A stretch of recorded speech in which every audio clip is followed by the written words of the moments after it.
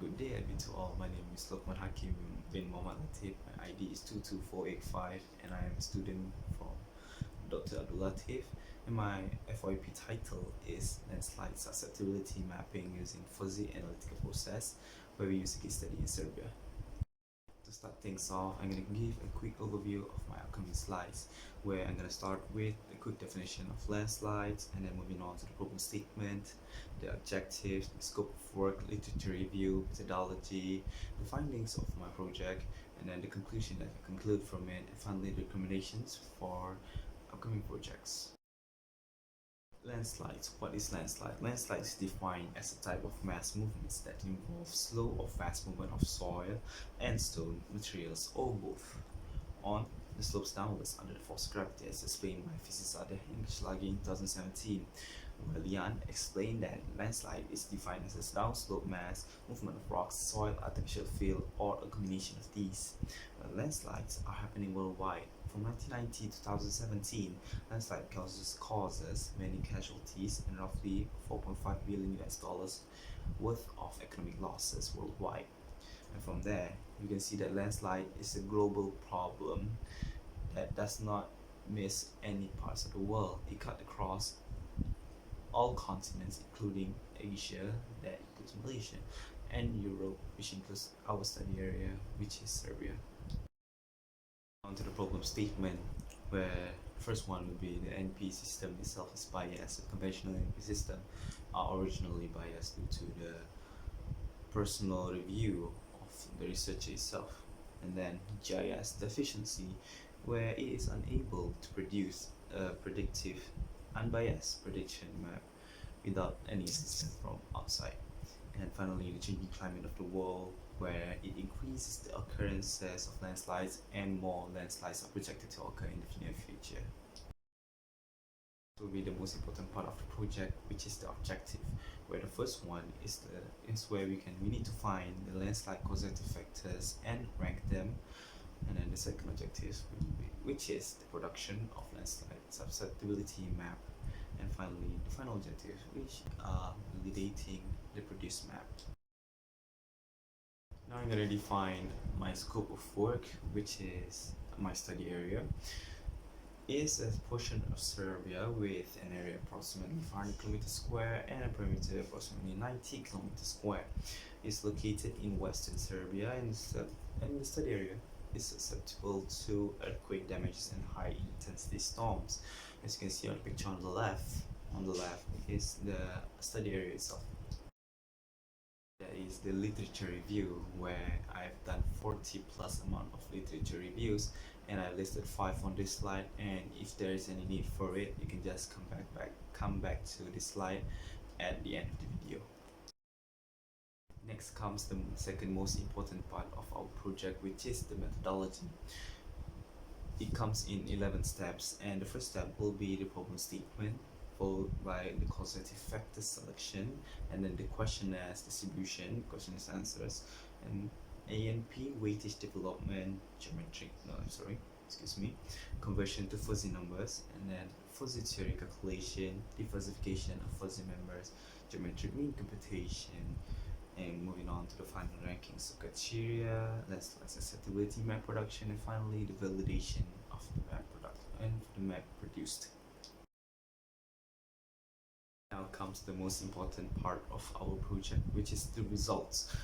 And as you can see in this slide, on the left is the landslide susceptibility map using ANP only, and on the right is the landslide susceptibility map using FANP, fuzzy analytical process, where we put it side to side to compare the results.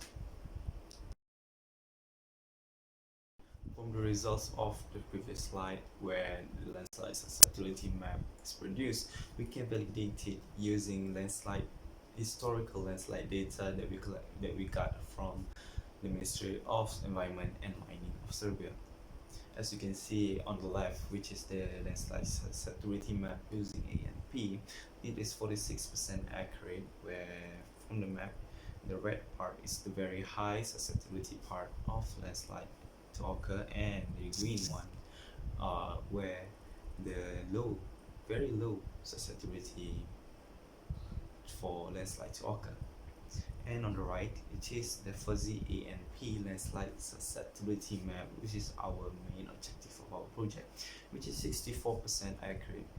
It is 18% more accurate than ANP. This, I believe, is a success in this. As you can see on the right there, on the right, the red parts, the places where it is very high chances for landslide to occur, where the green parts are where it is very low chances of landslide to occur.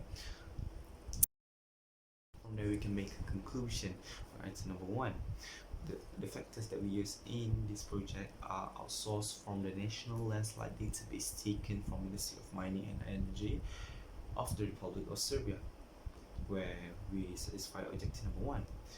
And item number two, which also satisfy objective number one, which is the questionnaire produced can produce the initial rankings. Fuzzy numbers produce the final rankings. There goes objective number one. For objective number two, item number three satisfies it, which two landslide susceptibility maps are produced.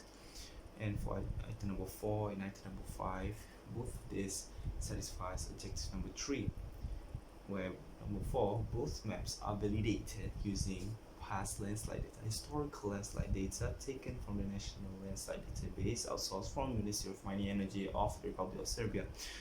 And finally, item number five, FANP map is more accurate by 18% than ANP map. As you can see before in the previous slide, FANP map is 64% accurate than in comparison with ANP map, which is 48% more accurate. The recommendation for this project, which is in the first one, will be to get more experienced respondents for the questionnaire, as they might be less experienced people. Thus, the data, the questionnaire, the way they answer the questionnaire might be biased by their own mindset. And for item number two, which is to obtain data through multiple trusted sources. As for this project, we only use one trusted source, which is the National Landslide Database taken from the Ministry of Energy, of Mining and Energy of the Republic of Serbia. And finally, item number three, item number two, to add on the point that we must obtain data from multiple trusted sources to avoid any similarities, to compare the data, to make sure that the data is more accurate itself. And finally, item number three is to develop the model in ArcGIS software in a more systematic way.